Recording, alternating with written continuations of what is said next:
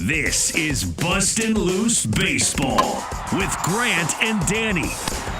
Interviews, analytics, and analysis on everything baseball in the nation's capital.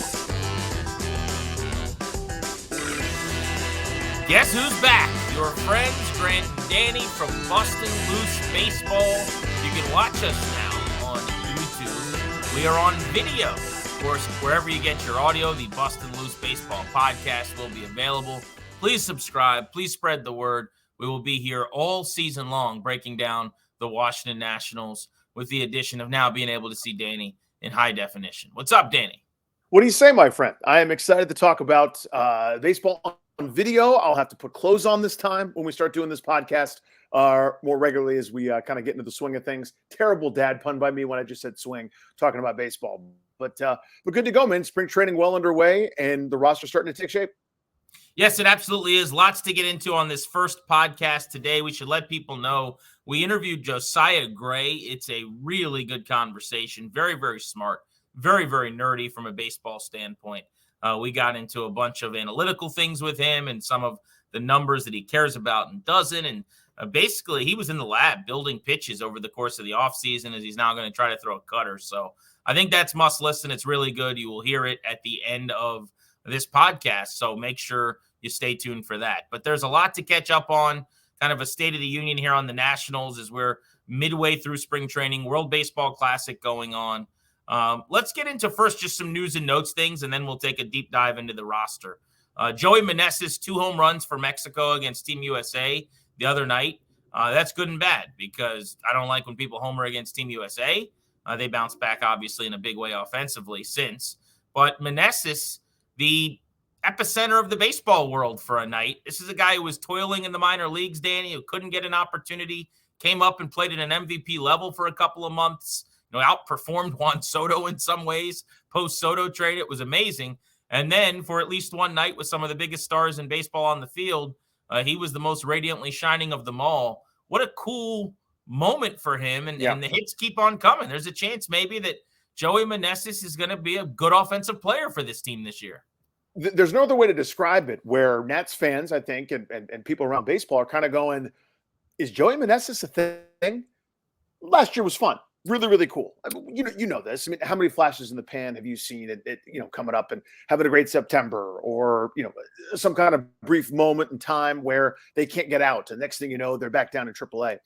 Meneses came up and handled it. I mean, he was outstanding last year. You touched on it, better numbers than Juan Soto over the time, after that trade, getting his opportunity. The story for him is phenomenal. It was also frustrating to watch as a Team USA fan, but he was great, and he started barreling up the baseball last year. And if he can continue to do that, again, not put up those kind of numbers over a full season, hitting mid 300s with 40 some home runs, I don't think is feasible. But if he can be a steady, honest to goodness, middle of the order bat for this organization, that's a massive thing. Whether that means he's here for a few years as this rebuild starts to take shape, and they're hopefully competitive in a couple of seasons, or as an outstanding trade chip to a competitive team for as a DH spot, maybe a corner outfielder, play some first base, whatever. That guy can hit, and if he continues to do what he did, for Team Mexico the other night, what a fantastic find for this organization. Yeah, his pace last season, to your point, 13 homers in 56 games, would have been a 37 homer pace in the big leagues over 162 contests. He hit 324, got on base almost 37% of the time, had a 930 OPS. It was amazing. Was 4 for 20 at spring training before he went to the WBC, where he's been very hot, including the 2-homer game. Otherwise, for the Nationals here, as far as news and notes, Keibert Ruiz was locked up to an 8-year extension for $50 million. Now, I got to say, this is as team-friendly a contract as any ball player has ever signed, in my opinion. I was texting a couple of buddies of mine who are either working with big league teams or on the agent side, and sources of mine, and not one of them could kind of believe that Ruiz did this deal. There's a lot of ways to look at it, but I want to start by just saying congrats to the Nats for getting one of these done. As much as a no-brainer, I think, as this was, when you look at the fact that there are even 2 option years at the end of this team-friendly 8 and 50 that could make it actually worth 10 years and another $13 or so million. Incredible contract. but they have not been able to land the plane on the runway that the Braves and the Astros and the Rays and so many other teams working ahead have routinely done. And now they have. It takes a willing player. It takes probably a non-Boras player. In this case, Ruiz switched away from Scott Boras a couple weeks before doing the deal. But they finally did it, man. And this is really, really exciting and cool. I know there's some question about if Ruiz is going to make good on, at one point in time, being a top 15 prospect in baseball. And does he still have star potential? And what are we talking about? And that's a good conversation we can have. But I don't think it even matters at this contract. Like, if he's just a big league catcher for a bunch of years, you're getting good value here. That's it. Now, there are two ways to approach this, and we'll talk about it. We could talk about it from the player's perspective, right? Where, I'm going, hey, Keibert, you probably left some money on the table. Not even probably, you did. But from the Nationals' perspective, organizationally, someone that follows the team, a fan of the team, et cetera, we were due for one of these, man. We were due. In fact, we're due for a bunch of these, where a young piece that is here, that they acquired, that they're going to develop, this guy is going to be here for a decade, basically. We were due one of these guys that was going to sign a team-friendly deal instead of an albatross contract that hangs over the organization still. And you know exactly who I'm referencing. We were due a team-friendly, long-term, lock up a young piece instead of doing the Willie or Woney dance that we have done for Soto, for Harper, for Turner, for Rendon. Enough of that. This is why it's so exciting for the Nats. And again, for Nats fans as well. The Braves have made a living doing this. You touched on them, the Astros, the Nats roommates down there at spring training. They have found a way to get those contracts done en masse, keep a core together that keeps you competitive in the mid-90s plus wins for an extended period of time. This is how you do it. You can't do this with everybody. It always depends on the player, his needs, his wants, et cetera. You got to be, two to tango is your old adage there. But the Nats were due one of these, quite frankly. And it's exciting in that regard. This is a guy that I think has all-star potential in Keibert Ruiz. And I'm not some groundbreaking revolutionary that I see something that no one else does. He was a highly rated prospect for really good reason. I think the bat to ball is there. I think there'll be some power numbers that are going to start to develop here pretty soon. I like him as a receiver. Catch and throw is really, really good. He's a nice guy to have as this young core pitching staff starts to develop. They'll develop along with Keibert Ruiz. I think that's really, really good. So it's exciting from that regard. But again, the thing I keep coming back to, Jeeps, is they were due one of these, right? Whether it's an unwillingness to do it early, whether it was a player unwillingness, whether it was Boras, I don't know who to blame. And frankly, I don't care. I'm just excited they finally got one.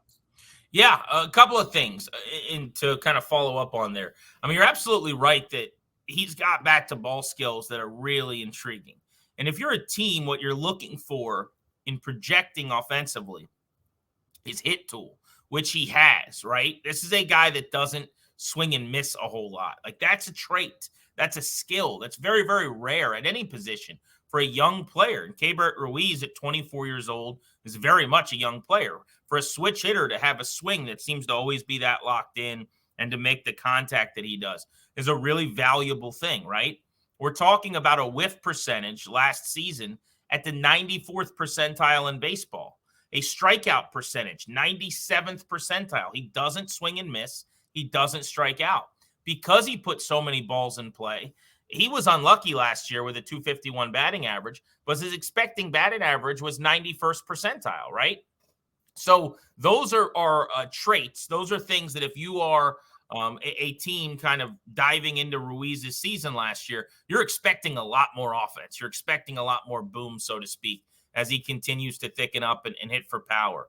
Now, there are some traits that aren't great as well. He did not hit the ball hard last season, 11th percentile. His average exit velocity was 33rd percentile. His barrel percentage was 11th percentile. So there's a walk rate that needs to be improved, 37th percentile. So he's making a lot of contact, but it's plenty of weak contact, right? He's not finding the barrel. That's something that I think they can improve upon. They can help him with. And maybe you trade in some of the just, hey, I'm going to make contact and slap the ball here for a little bit more good part of the bat to the big part of the field kind of swings. And I think there's going to be a happy medium where maybe it is 260 instead of 280. But maybe, the power goes up and you slug a little bit more. And that is coming. But the fact that they got this deal done, 8-50 with 2 team options, we're talking about, in my opinion, maybe the most team-friendly deal that's ever been signed ahead of free agency with one of these young players. And he's not on the level of a Corbin Carroll, who might win Rookie of the Year in the National League this year if Jordan Walker doesn't, who just got 8-1-11 from the Diamondbacks, or even a lot of the guys the Braves signed, right? Michael Harris got a record $70 million for the amount of limited big league service time he'd had. But this is genius. Like, this is what teams should be doing. Now, on the Ruiz side of this, I don't really know why he signed this deal. It actually worries me, might be excessive, but it makes me think, is he not as confident in his own development and what he's going to become as maybe he should be? I don't know. I'm glad that he did. And who am I to question a young man who just signed for $50 million? I mean, I don't know what his situation is, family and otherwise. That he will retire with an amount of money now that sets up his kids and his kids' kids. I just know that in talking to at least one other agent in baseball, they speculated that he left at least 50, maybe even $100 million on the table. If he really does break out and become a star, he could get the upward, $100 million more than he got over these 10 years. Now that is probably bullish, but it's a crazy contract for the Nats. It's amazing for the player. It's really surprising. And we do a Nats podcast, not a Keibert Ruiz podcast. So I'm pumped about it. Yeah, no, I think it's well said. I mean, the thing you touched on is you never know what's going on, personal life or background with a player. And think of also, there are some economists who will tell you, now for me, the bigger amount's the bigger amount. And that's kind of the end. It's worth betting on yourself. But, the same reason the Nationals do deferred money in every single contract ever, it seems like, is to them, is $10 million today worth more than 25 down the road? Not to most people, but again, there's some argument there to be made. Money now is better than money later because he's going to go through a couple more years of controllability than arbitration and everything else. And this gives him more in the short term. Again, leaving money on the table in the long term. Maybe you're thinking high injury rate position. Maybe a productivity decline because that the tools of ignorance are undefeated in terms of slowing people down. I'm speculating. What do I know, right? But as you said, it does take two to tango here. And the fact that Ruiz was willing to do that, I think, is obviously the central tenet of this thing. But, for the Nationals' perspective, again, I can't get over how few times this has actually happened. It basically took two different guys going to free agency, getting to the very end, and the Nats paying top of market rate at the time for Ryan Zimmerman, and then again for Steven Strasburg a couple times over. And mixed results at best, I would say, for those long-term deals. So they were due one of these. And it's just fun to have that now that my kid, when he goes to a game this summer, let's get a Ruiz jersey because it's going to be good for a long time, right? Instead of, as a guy breaks out or has his MVP caliber season or leads you to a whole bunch of victories, you're like, well, it may not be a great investment to get a Rendon or a Harper jersey or a Turner jersey or a Soto jersey because he's probably playing for somebody else in a year or two or three. This is a legitimate investment and it's worth doing. And this fan base can kind of grow with Ruiz. And so in that regard, I think it's really exciting. Some of the other notes from Nats camp today: Jake Irvin's been optioned to AAA. Patrick Corbin's going to start. They announced tomorrow for a Wednesday game. Josiah Gray is going to pitch on Thursday against the Mets. By the way, we've got an interview with him coming up on Bustin Loose Baseball here in just a few minutes. Mackenzie Gore gets to start again on Friday. Last time we saw him, rough first inning, gave up 4 early runs, and then settled back in. On the injury front, Victor Arano has got right shoulder impingement, has been shut down, and Israel Pinedo got to the big leagues as a catching prospect for the Nats last year, dealing with the right finger. Has yet to be cleared to throw.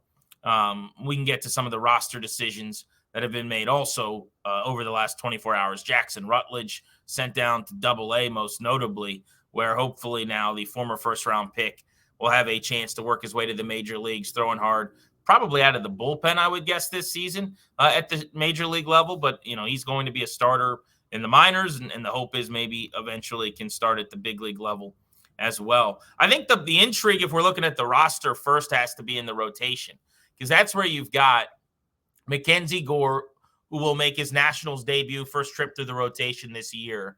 Cade Cavalli, who pitched once and then had to be shut down, and it was kind of a tease of what could be with Cavalli, their best pitching prospect. And just ask Josiah Gray, who they're counting on to really make major strides and will likely lead the team in innings and starts if Patrick Corbin doesn't or is eventually moved to the bullpen, God willing, this year at some point. But it's Corbin and Williams from a veteran standpoint. Trevor Williams, who we had on Bustin Loose Baseball right after he was acquired this offseason. And then I think kind of the most fascinating element of this Nats season, the big three, if we're going to call it that, in the rotation of the future here with Gore and Cavalli and Gray. Yeah, 60% of the starts on paper, injury notwithstanding, I'm intrigued. I'm fascinated. I'll be, glued to the television. Those veterans, God bless them. You're here to eat some innings, mentor some of the youngsters as you go. Just hopefully be competitive every fifth day with Williams and with Corbin. The recent track record, would say otherwise. But yeah, I mean, I'm bated breath watching Josiah Gray take that kind of next step. And as you said, we'll talk to him here in a couple of minutes. And I'm still really bullish on him. I do think he's got the capacity to be an all-star, to be a really, really good pitcher in this league. And it's just that similar delivery, but a bunch of different looks. Let me move my camera to the right spot. So fastball here, cutter here, slider here, curveball here, potential changeup. They can all look kind of pretty similar as you start to do pitch design, all breaking in different directions, different velocities, getting hitters off balance so they don't know what's coming. So all of a sudden that fastball that's mid-90s starts to ride and play up a little bit. I really do think there's some potential there. I wish, to be frank with you, that this was less cutter off season and more changeup. I do think that's kind of something that could be really special for him. Or at least something to get him off, get hitters off of those other looks. But I'm really intrigued by Gray. Obviously, Mackenzie Gore, the reputation precedes it. He's been fine this spring, just sort of getting through some things. I'm hoping that he kind of ramps up the intensity as we go, but just oozes talent, that guy. And then you already touched on it, Cavalli, just a hard-throwing right-hander who is almost like a closer of at this point, but as a starting pitcher with just electric stuff. Those three guys are exciting every fifth day. You're hoping they can answer the bell mid-20s to 30 times this year. All of a sudden, those games have purpose, right? With all due respect, there's not a lot of purpose to, a bullpen day with Erasmo Ramirez getting you through 2 2/3 innings. That's not that much fun in terms of long-term development for the Nats and for the organization and for fans. What you want to be able to do is kind of squint. And you look off through your looking glass into the future, an opening day where Mackenzie Gore gets the ball, C.J. Abrams is a potential all-star, and Keibert Ruiz is the catcher. And, they found some of these pieces, and Luis Garcia has established himself and has taken a pitch or two over the course of his first couple of seasons in the bigs. But you want to squint and be able to say this group can compete with a Mets team, with the Phillies, with the Braves and company, and that's what's exciting. You can't really do that when it's Victor the veteran, getting through 3 2/3 and giving up 9 runs. Yeah, Jim Hickey was quoted in a Washington Post for Luga story, I think it was last week, suggesting that Gore's going to be on a bit of a restrictive limit of innings or starts. Somewhere in the mid to upper 20s probably is reasonable. And I would think they would do the same thing with Cavalli. Both of those guys were shut down at the end of the year. So they're going to need to tap into some organizational depth and get some starts from some of their other arms as well. To the lineup for a moment, there's less excitement here for me in terms of future potential standouts. The big story is obviously going to be C.J. Abrams. Where are they going to hit him in the order over the course of the season? Does he take to a spot and really flourish? Can he have a year in a lineup without a ton of protection and a whole lot of quality big league options where he does make a leap? I think it's really, really hard for a young guy sometimes offensively in a bad lineup on a bad team to kind of be the best version of themselves. And it's why I was hoping they would be a little bit more aggressive and going out and getting some contributors offensively. Obviously, the sale has not happened. Doesn't look like it's going to happen in the near future. And it has become a bit of a disaster in terms of, trying to add and supplement this team with talent in the short term. They've made a few moves, though, right? So let's run through it. Lane Thomas, their organizational player of the year last season, is back and will spend some of the time at the top of the order playing in the outfield. Corey Dickerson, who they brought over, is a former really good offensive player who I actually like a lot. He's the type of guy I like a lot for them, I'll say, not for a championship team or a first. Good clarification, yeah. But, as a guy who's going to have some good at-bats and I think come up with some big hits for them. Joey Meneses will be ideally their thumper in the middle of the order and is the one guy on this team I would bet good money will hit 20-plus home runs this year. They bring in Jeimer Candelario the third baseman from Detroit, who we've seen have a lot of doubles and extra base hits at times over the last few seasons. He's going to hit 16, 17 home runs. Ruiz will catch. Dominic Smith, who we recently had on our show, an interview we should play on the podcast here soon, was outstanding. He was told to expect to play just about every day. Might be some first base and some DH and some left field, but he's going to be in the lineup a lot. And then you've, of course, got Abrams and whatever they decide to do in center field. Victor Robles, very likely. Luis Garcia will play second. I would like to see more Alex Call early this season to see what he can do in center field. I'm over Victor Robles. If he's going to play brilliant defense, that's fine. But I am interested for this team that really isn't tied to anything, where the expectations are so low, in seeing if you could get more out of Call. Offensively, I think he would give you a bunch more than Robles. And, I'm not sure what the difference would be defensively. It'd probably be substantial, but that's what I want to look at here. He's a guy to keep an eye on in that outfield mix. But really, if you're looking at, building blocks that are going to be here and important to this team in a few years, it's CJ Abrams, Keibert Ruiz, and there's frankly, other than Luis Garcia, who I feel like now is a known commodity, there's not much else really as far as the offense and the lineup goes. No, not at this point. And that's not ideal. I wish, and listen, it's just circumstances, just where we are. I wish a couple of those guys down on the farm were a little bit closer to major league level, just in terms of timing, because I'd love to see Robert Hassel, love to see a James Wood, Elijah Green kind of mix in with this group, but that's not the time and place. I mean, they aren't there yet. Maybe we see Hassel if he has a nice campaign, maybe September or second half of this year. But to your point, it's right now some guys that you're maybe hoping to spin for assets, to be frank. And I don't mean to be flippant about that. I'm 100% with you on two fronts. One, just being so over the Victor Robles thing. They're trying to make fetch happen. I've read that article about how he revamped his swing in the offseason and worked with this guy and that guy. He can't hit the ball hard. I don't know what else to say about that. Great defensive center fielder. That's adorable. That's awesome. Maybe he goes and helps somebody in that regard as a defensive replacement or something like that. But you can't have him pinch run. I don't trust him to run the bases still, even at this stage. Little leaguers have better headspace when it comes to doing the right thing there. But in terms of Call, that could be one of those finds, right? That could be one of those guys that nobody else really seemed to want. They give him a chance to play every day. Maybe you get something. Maybe you can spin him. I think of Dominic Smith in the same regard. I've always wondered what it would look like if he was an everyday player, in rhythm with a number of at-bats. We don't have a great sample for that. He had a great 2020, but that's, super shortened season. So this to me is kind of a less expensive version of what that Nelson Cruz plan was, right? It didn't work out with Cruz. Just, again, bad luck. Made a lot of sense on paper. You and I on the show both, I thought, really liked it at the time. I don't want to speak for you, but I think we did. Going, you get the guy to hit 15, 20 home runs in the first half, you spin him for somebody's mid-level prospect to a competitor. That's the right thing to do. Didn't work out because he couldn't hit his weight and was really struggling, and it was kind of bad, and they kind of were stuck with him for a couple of years.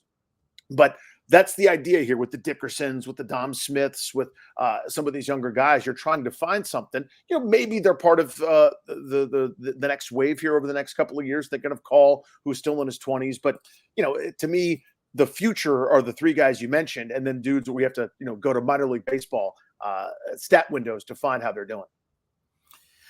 I'm just looking at their projected lineup and rotation and even trying to kind of form the bullpen here. I think there's a really good chance that there's one player on this team that they drafted.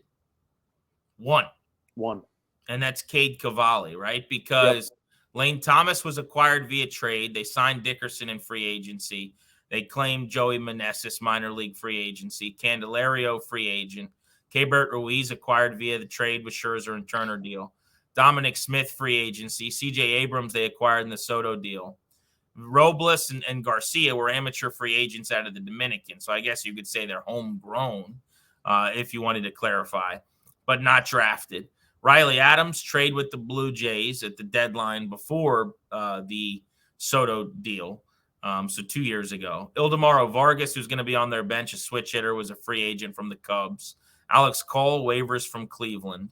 Stone Garrett, free agent this past winter. In the rotation, you signed Corbin in free agency. You traded for Josiah Gray from the Dodgers. Trevor Williams, free agent. Mackenzie Gore, trade from the Padres. Cavalli, obviously the 22nd pick in the 20 draft. And then the bullpen, I'm thinking, is made up of Kyle Finnegan, free agent from Oakland. Carl Edwards, free agent from Chicago. Hunter Harvey was off waivers, former first-round pick by the Orioles. Victor Arano, free agent from Atlanta. Erasmo Ramirez, their pitcher of the year organizationally, believe it or not, last year, free agent from Detroit. Paolo Espino, free agent from Milwaukee. Thad Ward, their Rule 5 pick from Boston, who I'm excited about. And that might be the bullpen, right? Finnegan, Edwards, Harvey, Ramirez, Espino, Ward, give or take an arm or two here. They do have a couple of homegrown arms I'm excited about, by the way. I know both of them had a really rough outing recently here in WBC kind of simulation game. But Jose Ferrer, who I watched pitch in the Futures game last year, throws in the 90s, is a lefty, has a chance to be a good big leaguer. Matt Cronin, who they drafted, another lefty who's kind of quirky on the mound, has some Doolittle to him. Both of those guys are going to pitch in the bullpen this year, one of whom was drafted. But isn't that crazy for this, this team we think of as like a, really sharp organizational builder? And that's how they built their championship team, at least in part. I mean, the draft, you're talking about one guy here. That's been a theme, I think, of doing the show with you, man. It has been how bare the cupboard really has been in terms of their own homegrown, drafted, developed, international signing, whatever. You see the top guys, like the Juan Soto's rocket through your organization, change everything, and you go, man, they're really good at drafting and developing. Well, you look down, and there's, as you said, there's nobody. There's no one that they've, again, had come through their organization, develop, turn into an everyday major league contributor. And that's really been the glaring issue. It's why this window closed. It's why they've always had to kind of go outside the organization. It's why they've had to, go to the McRib that is Gerardo Parra a million times over, and that's really been the kind of the glaring weakness for an organization that does an awful lot right, with a regime that does an awful lot right, Mike Rizzo and company. They've been really, really good, above reproach, in my opinion, having 10 years of high-level competitiveness with teams with far bigger budgets and money from cable television. But this has been the issue. This has been the glaring weakness, and look no further than the Major League roster for a rebuilding team. What it should look like, by the way, is nothing but guys that you're not nothing, but close to it, 15, 16, 17 guys that you're drafting and developing to go out there and lose 110 games. You shouldn't have to go to other teams' waivers just to get 500 at bats out of somebody, right? It should be your own guys. You figure out who's going to be here, and you kind of go from there. It's not a good situation. It's why they had to make some of the moves and trades that they did to restock the system. And all but, I think, 2 or 3 of their top 15 prospects were not guys that they've found and drafted and developed. It's from other organizations who did that work for them. The next ownership group that whenever they come in, that's got to be a central focus. They are behind the 8 ball in terms of all the analytics and player development tools that other organizations are using, because it's very cost effective to field major league rosters. It's not cost effective to pay a guy $300 million. It is to spend a couple million here and there on the most advanced sports medicine, rest recovery, player analytical type things to develop the next wave of big leaguers. They've been behind in that regard, quite frankly. That to me is the challenge of the next regime, and I wish they'd already started. Just looking at the system really quickly, because to your point, while they haven't drafted and developed as well as we'd like, they're now loaded based on largely the Soto trade, frankly. Yep. But a couple of the other things that have happened in the last calendar year, including going and getting a toolsy outfielder at the top of the draft board in Elijah Green. So depending on what site you look at, the rankings can vary. James Wood is my highest ceiling prospect in the system. He's 6'7". He doesn't really have holes in the swing like a long-levered big guy typically does.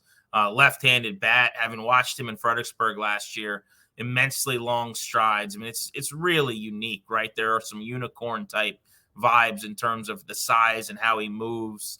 It's boom or bust, like most high schoolers drafted high are, but he's going to be, I feel good about him being a really good big leaguer. Hassel's a little bit more, I would say, surer thing, lower ceiling. Disappointing second half last year after being traded to Washington in the minor leagues. Struggled to hit, didn't steal as much as he'd like. I talked to him about it, and he wants to be more aggressive on the base paths.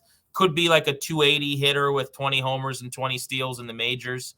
He's further along than James Wood and Elijah Green are, obviously, having been drafted before them. Expect him, as you said, maybe he gets to the big leagues for a cup of coffee this year, but will be a starter and a fixture as of next season at some point with the Nationals. Elijah Green, who had a triple in his spring outing yesterday, going to be at rookie ball to start the year. I would guess James Wood, for the majority of the first half, will be at Wilmington. Elijah Green's going to be in Fredericksburg, so our local listeners in the D.C. area will be able to watch him a lot down 95 if they choose to. That Fredericksburg team could be loaded again this year. Cavalli will start in the show, still has prospect status. Brady House, after the back injury last year, still 19 years old. He's going to be an important part of the future. If they hit on him, and he's a really good third baseman who hits for power at the big league level, to go along with Wood and Elijah Green and Hassel in the outfield and C.J. Abrams at short, all of a sudden, that's the makings of a pretty exciting, really good team in a couple of years, ideally. Can't wait to see Yarlin Susana, the 6'6" right-hander who I watched throw 103 at Fredericksburg last year, early this season in the minors. I'd start him again in Fredericksburg and graduate him to Wilmington after he shows some dominance at the level. Big year for Christian Vaquero, who's coming over to the States out of rookie ball. He'll also be in Fredericksburg. Was at the DSL last year, rookie, and then Fredericksburg early this year. We saw Jeremy De La Rosa have some good moments at spring training. AA, AAA kind of season coming for him probably. Jake Bennett, the lefty they drafted, Kate Cavalli's high school teammate out of Oklahoma, 6'6" arm, who should have a chance, I'd say, to move pretty decently because he was a college arm, at least through the lower levels, up to A+ AA at some point by the end of the year, ideally. And a couple other names to watch this year in the system. Thad Ward's a Rule 5 pick, so he's going to be in the big leagues, but he'll pitch out of the pen. Jackson Rutledge throws the ball really hard and was dominant in a playoff start in Fredericksburg. I love that they're challenging him and moving him up to AA after he barely pitched at A+. And TJ White, last year as a 19-year-old repeating Fredericksburg, did some really good things. Not a great hit tool, but he's got some power. He can run. Hit about 260 last year and hit 11 home runs as one of the youngest players at his level. He's enticing. And then lastly, Danny, our guy Cole Henry is back from, we had him on the show last year chronicling a very serious thoracic outlet procedure where they removed a rib, and he had made 9 starts and pitched to a 170 ERA, was having one of the best years in the minors. Cole Henry's going to be back pitching again, hopefully early this season after his procedure. I talked to him recently. He's feeling really good. So there are a lot of players in this system that are worth tracking this year, and we'll be doing it for you constantly on Bustin Loose Baseball. A quick note on Henry. That's a fascinating case, to be honest with you. Most of the guys that have had that TOS surgery have had a lot of wear and tear, a lot of mileage on their arms, bodies, big league innings, highly competitive innings, etc.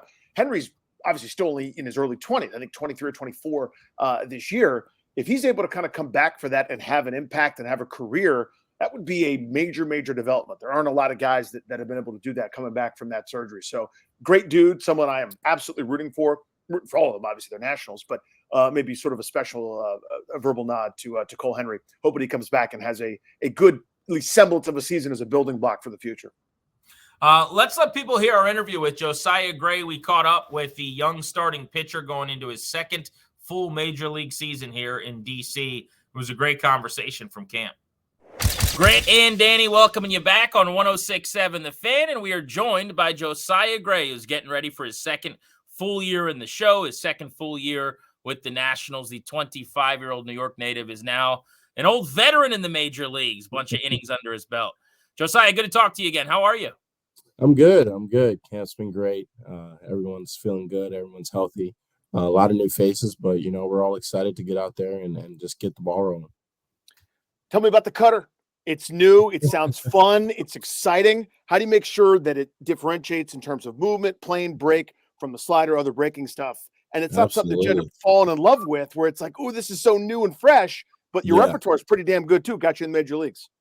Absolutely. Like you said, the repertoire, it's been good up to this point, but, I just wanted to do some tinkering. So at the end of the last year, I asked Erasmo Ramirez, who had a phenomenal year, hey, how do you throw your cutter? He was super successful with it. Gave me the grip.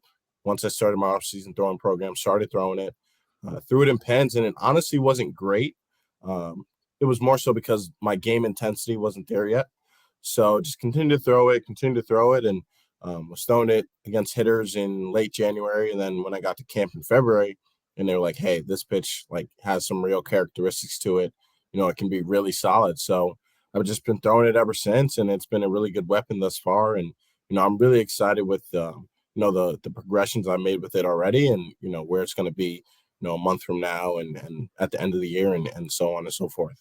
So I want to dive into the development and the kind of creation of this pitch in the lab over the offseason. But for our listeners, explain the cutter, like, how it actually varies from a fastball, and why there is a movement right now all around baseball. It seems like everyone's adding this pitch.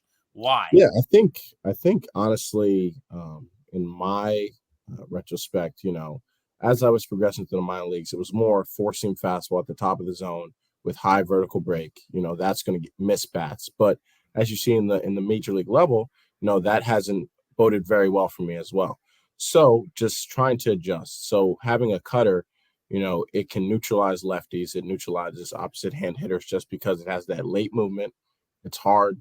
And, it can just get off the barrel, whether it's an inch, you can get a swing and miss, can induce some softer contact. So for me, it's to neutralize lefties. I'll still throw to righties as well, but mainly to neutralize lefties. Give me a pitch, I can attack them early in the count, late in the count, even counts. Just get off the barrel, get a swing and miss, sort of keep them from diving out over the plate, and just throw it hard. That's going to protect the fastball even more, protect the slider, curveball, so on and so forth. So that's kind of where I'm at with it, and it's had a lot of progress so far. And, you ask some of the great pitchers like Max Scherzer or Garrett Cole, who has a cutter now, like why they throw it. It's just to kind of give the batter another look. As long as you can throw it hard and it has that late bite, you can be pretty successful with it. So to that point, and Josiah Gray of the Nats is with us here on Grant and Danny. Mark Canha was in the batter's box in the first game you're throwing this spring against the Mets.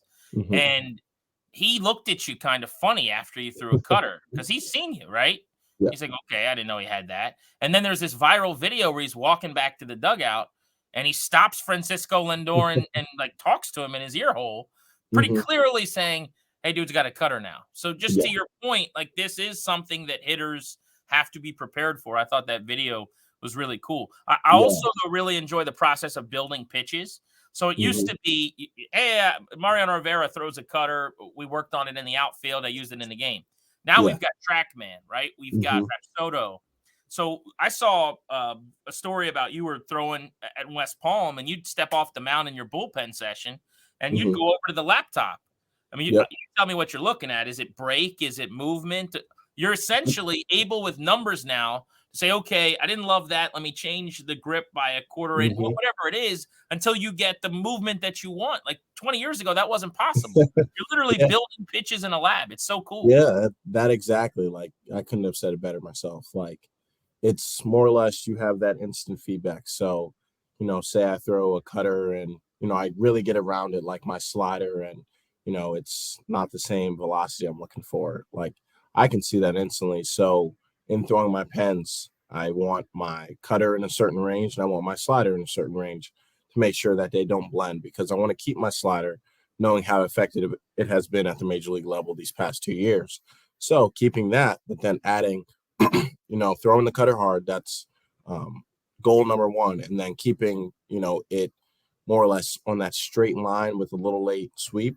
That's going to be a lot better in terms for that pitch. So just making sure those pitches don't blend, making sure the characteristics are sort of unique for each sort of area I throw the pitch in. Just a bunch of different things. But yeah, having that instant feedback has been phenomenal for guys. And I know it's really good when you can tinker with stuff right in the bullpen right then and there. One more nerdy question here. So everybody bear with us. Can you locate it and have the same action arm side? Steal a strike early on a lefty, or that right-hander, oh crap, and then it's in that dead zone. Can you get the same action arm side as you can glove side? Yeah, absolutely. I think that's something that just comes with, tinkering your sights and your sight lines. So that's definitely going to be in the arsenal as well, making sure that the righty sort of respects that inside to, that inside corner. That's going to be a really effective weapon. I think Max does that pretty well. So just looking at those guys and how they just utilize different tunnels in the strike zone, because they're not just, one plane down. They're not one plane up. They're in, out, front, back. Just utilizing more planes is going to be really successful for me. And I'm really excited with this pitch and where it's going so far. Josiah Gray is with us on G&D here on your flagship home for the Nats.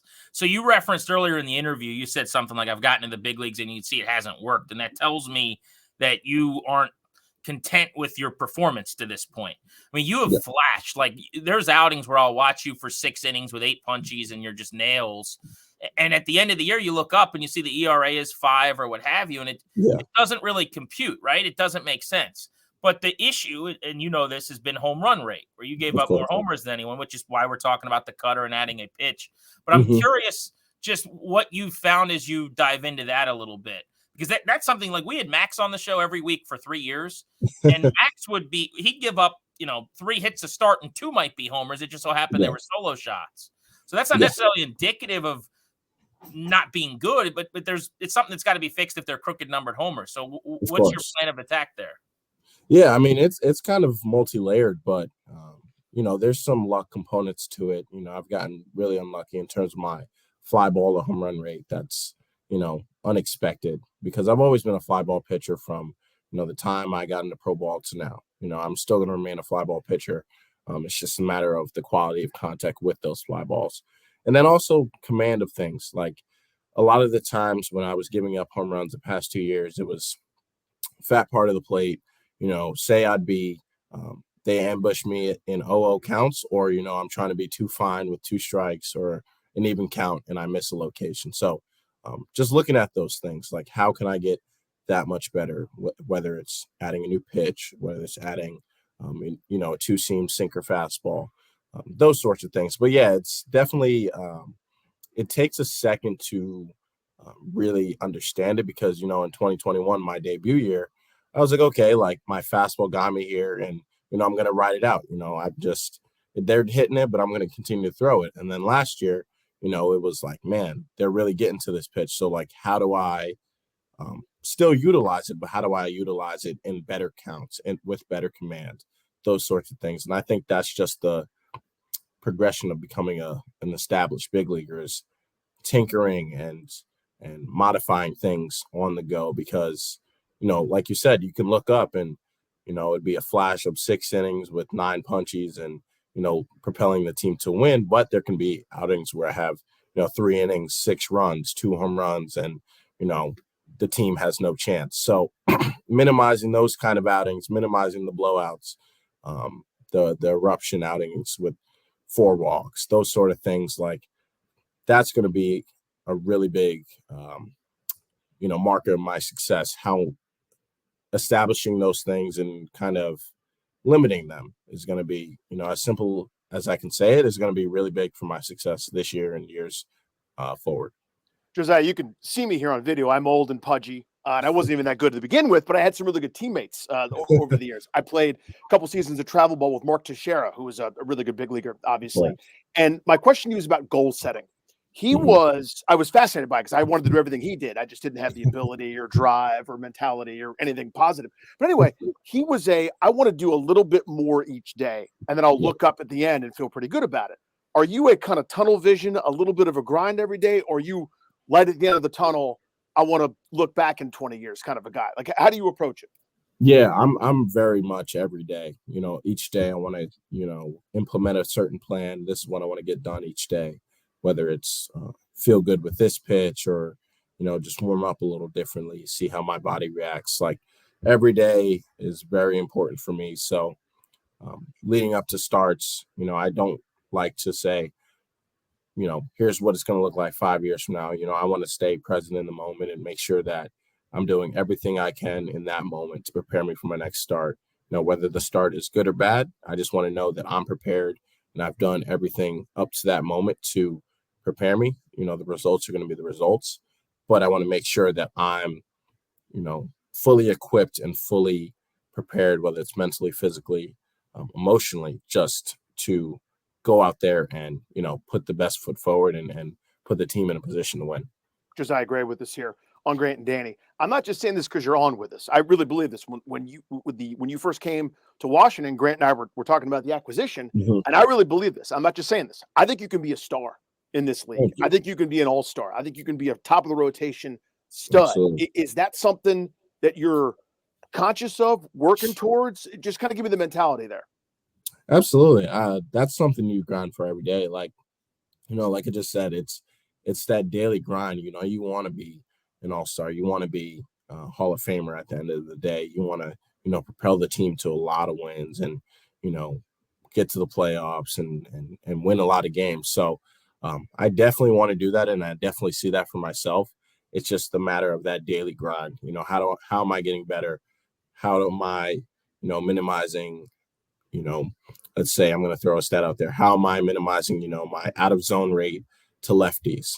Because if you look at the splits last year, against righties, I was good to above average.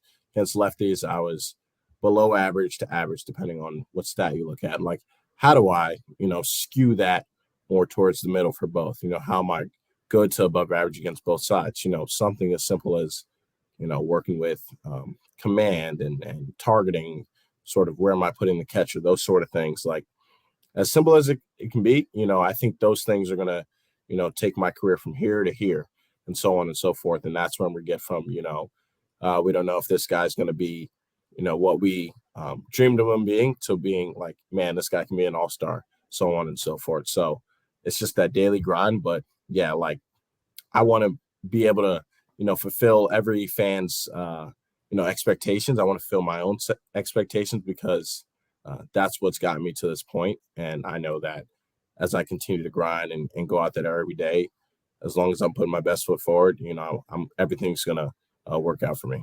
You know what's so funny about baseball? Josiah Gray's with us. Is you have guys like you who you're so cerebral, and you're well read, and you can do whatever you want. And I'm not knocking these guys, but there are guys like Anthony Rendon who have these great careers. And Tony used to say, we're talking to him about hitting, and he's like, they're throwing the round thing at me, and I have to swing the stick. Like, he doesn't want to think about anything else, right? There's just different ways to do it. There's still players that if you handed them a sheet of paper with numbers, they'd crumble it up and throw it away as they walk to go get in the game, right? But you're talking about your out of zone rate. It's just amazing where the game is at right now. Absolutely. Kind of the differing philosophies of doing things. Yeah, we always, as baseball players, we always joke about, the guys that, have to do everything right to, perform their best every day. And then the guys that, might take one round of BP or might, lollygag their prep work and are still really good. And we're like, you're not really envious of them, but you're like, man, like, they make the game look so easy. So it's like, how, like, you don't want to change it. Like, I would never want to be that guy, that can just lollygag through things, because I feel like your success rate is kind of fickle. Like, you guys can kind of understand what I'm saying. So we always have that joke about baseball players is, that guy that looks like he's not trying is always good. And guys are like, man, I wish I could do that. But, it's just for each and their own sort of kind of whatever realm they're in. This division is a buzzsaw. The Mets, Phillies, Braves coming off. They got everybody under 25 locked up for the next 27 years somehow. I don't know how they do it, whatever. But this is a real challenge for you guys. And, night in, night out, it's going to be a grind for you all, especially kind of given where you are in this process. You guys ascending towards your potential. Just give me the outlook there. I think we're going to go in very positive. Last year was a really interesting year. If you look at it, in division, we didn't take care of business, but out of division, we were pretty good. We were solid. So taking care of those in division games, how do we scrape out 1 or 2 wins, in a 3-game or 4-game set? Like, just doing the little things right. I think towards the end of the year, after the deadline, we were a lot better ball club than we were, pre-deadline. We were stringing together hits. Starters were going out there and giving out quality starts. Those little things. It's going to be, we're young in the rotation. We know that. But every day, we're just going to grind and we're going to push each other. Myself, Cade, McKenzie, Pat, Trevor, names go on and on. Like, we're going to push each other every day to be better, be better than the next guy. So that sort of accountability is going to be really important to our success. And then we're going to just, have to whoever's across the diamond from us, take care of business with them. Controlling the counts, working ahead in the counts, limiting the long ball, limiting walks.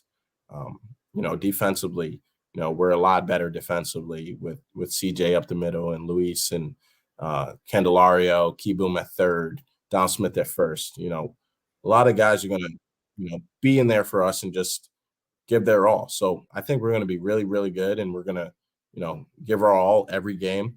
And, when we look at the end of the year, I think we're going to surprise some people and have a really successful year that leads us to the next step and keeps us going towards this, next path to contention.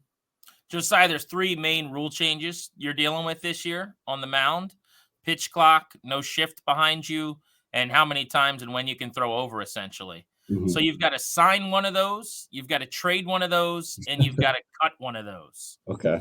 Sign, trade, and cut those 3 rule changes. So we got pitch clock, shifts, and pickoffs. So I will sign the pitch clock. I think it's been solid so far, and pitchers, we can use that to our advantage.